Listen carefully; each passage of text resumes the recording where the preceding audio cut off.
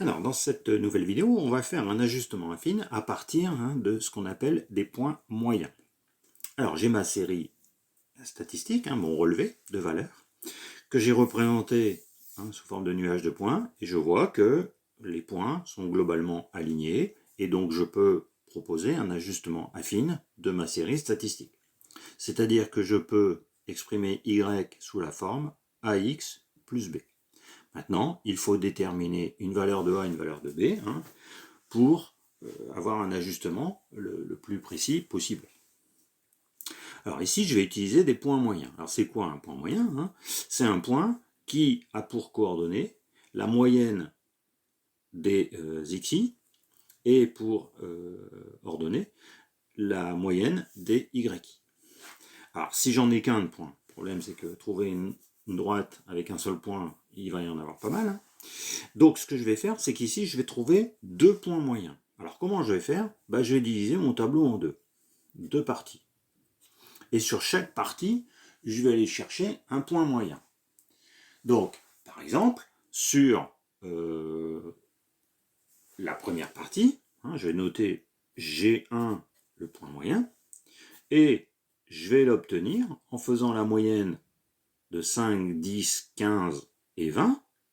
Donc je calcule 5 plus 10 plus 15 plus 20 divisé par 4. Je trouve 12,5.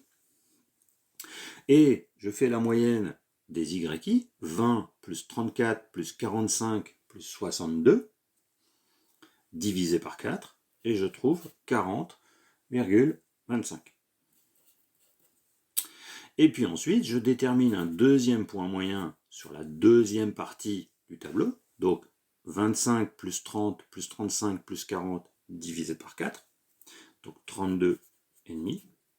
Et 76 plus 88 plus 102 plus 116, divisé par 4, j'obtiens 95,5.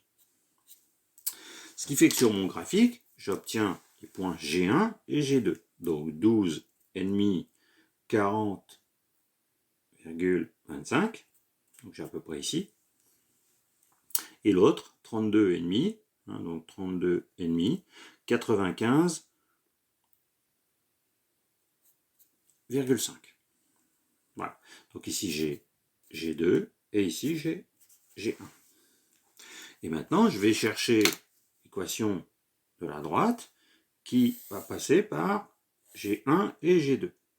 On voit d'ailleurs que, alors là, attention, là on a une représentation graphique, elle vaut ce qu'elle vaut, mais c'est toujours le problème sur papier.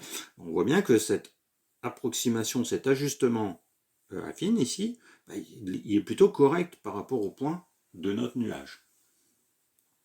Donc je vais chercher l'équation de la droite qui passe par G1 et G2. Donc, pour trouver le A, je vais prendre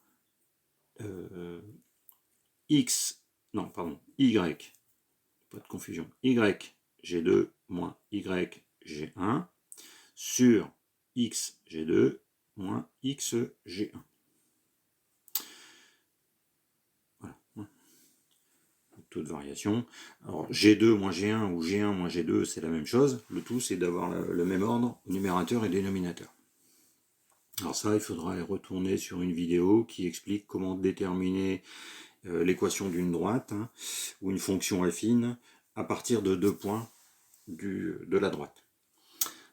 Et puis, on remplace, donc 95,5 moins 40,25 sur 32,5 moins 12,5.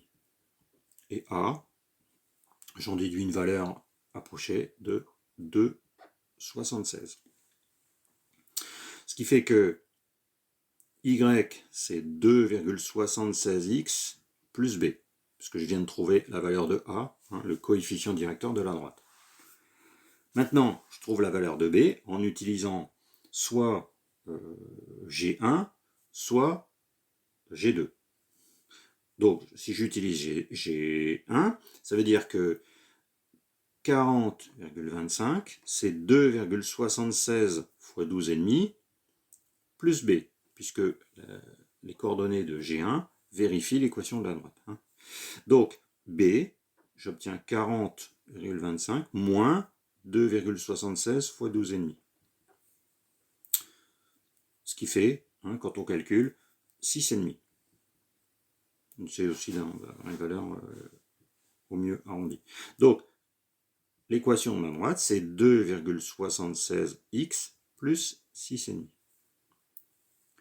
C'est-à-dire que les valeurs de ma série, je peux les ajuster à l'aide de cette équation. Et donc maintenant, si je veux trouver une valeur qui n'est pas dans ma série, hein, dans mon relevé, par exemple, si je veux trouver combien, si je choisis x égale 18, quelle est la valeur de y associée, ben, il suffira que je remplace x par 18 et que je calcule, j'aurai la valeur associée, hein, à cette valeur. Toujours, hein, on est dans des approximations, hein, ajustement affine. Même chose, si je connais la valeur de y, je pourrais trouver la valeur de x. Hein. Si je travaille entre 5 et 40, je répète le vocabulaire, je serai en interpolation. Et si je travaille au-dessus de 40 ou en dessous de 5, hein, si je travaille sur des valeurs, c'est-à-dire je voudrais savoir pour 50 quelle est la valeur de y, hein, je suis en extrapolation. Mais en tout cas, à partir de cette formule, hein, en considérant que l'évolution va être la même, je vais pouvoir trouver de nouvelles valeurs. Hein. Donc voilà comment on fait un ajustement affine à partir de points moyens.